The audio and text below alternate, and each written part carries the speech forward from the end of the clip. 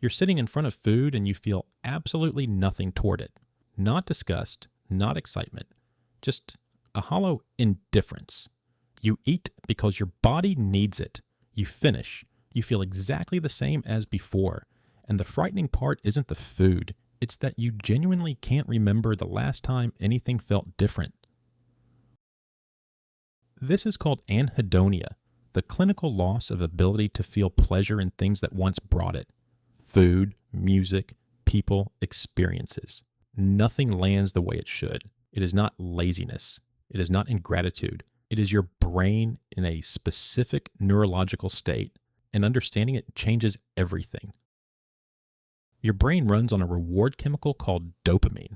But dopamine isn't just about pleasures. It's about anticipation. It fires before something good arrives, creating that feeling of looking forward to something. That's what makes food smell incredible when you're hungry. That's what makes life feel like it has things worth moving toward.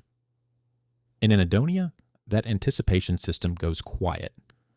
Research shows reduced activity in the brain's primary reward center, the nucleus accumbens, and weakened signals between the prefrontal cortex and the emotional brain. Your brain is still capable of pleasure. The pathway to it just isn't firing. Anhedonia is almost always the brain's response to prolonged emotional pain it hasn't been able to process. Grief, chronic stress, loneliness carried too long.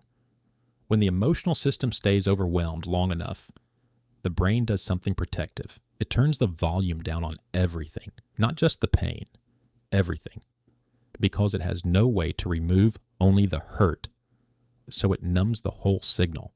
That's why food becomes fuel, why beautiful moments feel like you're watching through glass. Your nervous system did the only thing it knew how to do.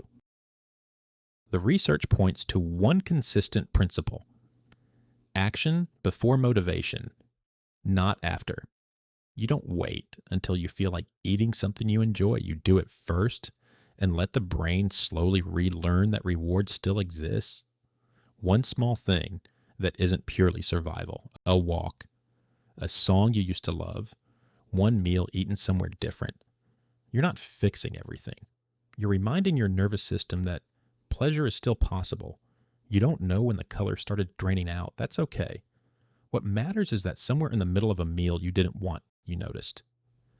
That noticing means part of you still remembers what it felt like when things had taste. That part hasn't left. It's just waiting for the system to come back online.